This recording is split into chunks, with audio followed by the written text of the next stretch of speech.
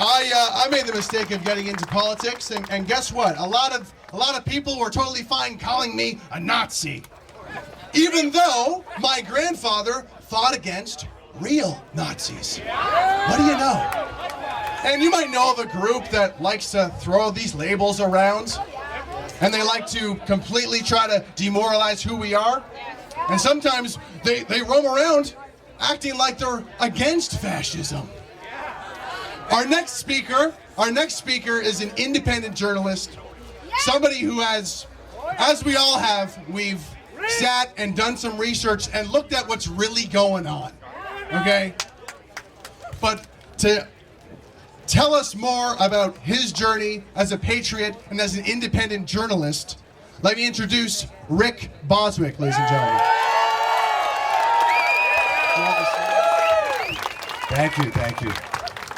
First off, I didn't prepare anything.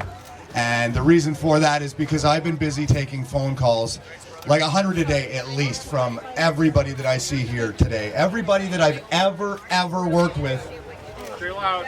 Thank you. Stay loud. Every fine Canadian and patriotic person that I've ever had the privilege to work with is here. And that says something. So first off, I want the front of this crowd to give a big cheer, a big shout out to the Quebec people. I'm so happy that the people from Quebec came. Nations, provinces are coming together. We're putting everything aside. There is no more time left.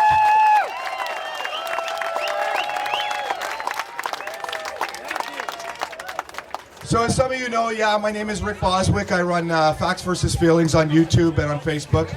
And it's been a long journey, but it's been a pleasurable one. I'm hoping that maybe I get 10,000 subs by the time this day is over. I'm very close. Like, share, subscribe, exactly. And check the notification bell, because they like to turn that off on you. So I guess I started out kind of centrist. I saw things that were wrong. I did about 7 years of research. As an introvert, I was very, very hard on myself, depression, anxiety, everything, and I'd keep my head down. I wouldn't make eye contact with anybody, and I wouldn't leave the apartment for weeks. But I studied 9/11 truth. I found a lot of interesting things on that. And I also studied alternative cancer cures, because I had cancer twice. I'm a 2-time survivor. Thank you. And the more outspoken that I became, the more influence that I had, the more attention that I obviously brought to myself from the left. And we see what obviously media does. We see the false narrative, and they're swaying public opinion. That's why we don't have 50,000 people here or 100,000 people, because it's unpopular what we're talking about. And we get demonized by the people that are suffering from cognitive dissonance, that you know, in the face of facts that go against everything that they believe, they will double down. And it's a scary thing. But what I see here with the bigger numbers is that as a patriotic community, we are coming together.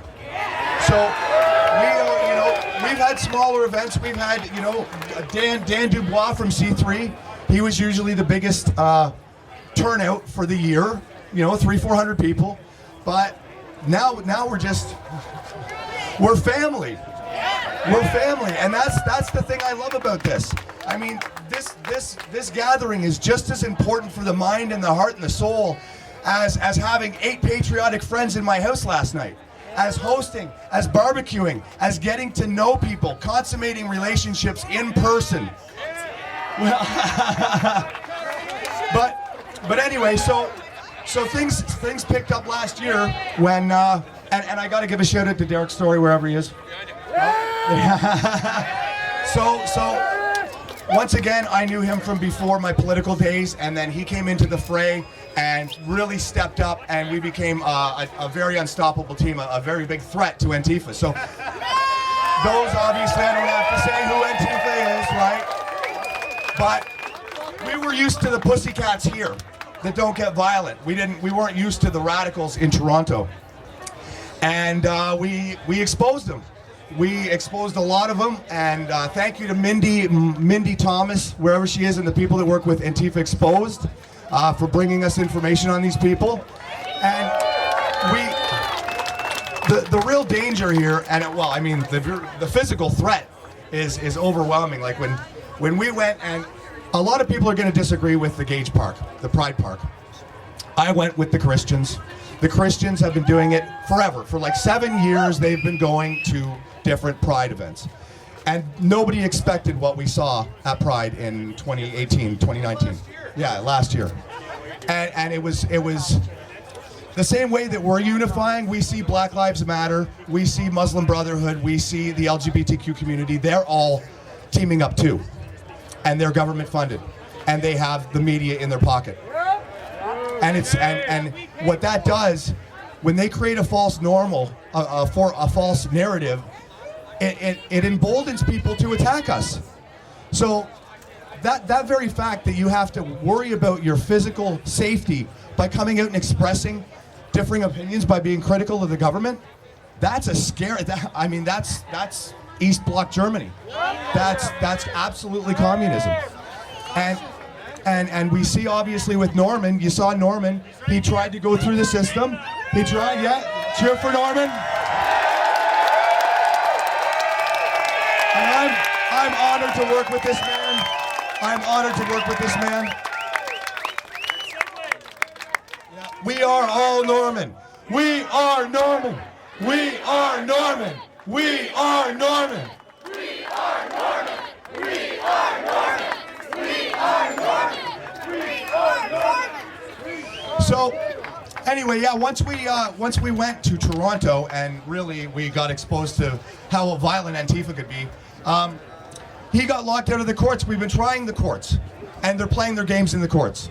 And we've been following the rule of law. We've been peaceful.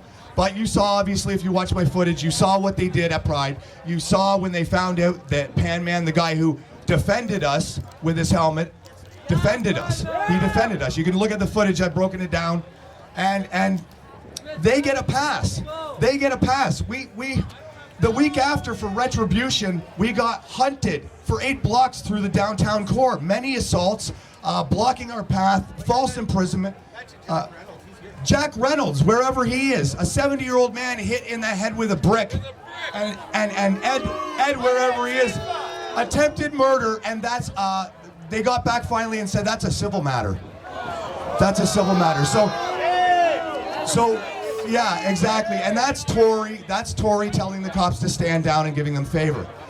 Now, when it comes to their online propaganda, it's universal. I think what we've established is that the same Antifa that come out and use violence and milkshakes and all this kind of stuff and try and quell all dissenting opinion of the globalist agenda.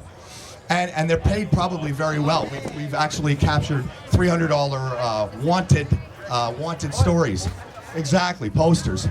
So if you're a good fiction story writer, then you may want to make some money. Okay. But anyway, what I want to say is I'm one individual. That's all I am.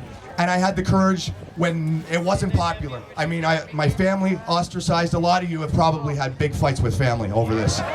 It is a price that we have to pay. But this right here, what you see, this is the reward. This is the reward. Thank you, everybody, for coming out.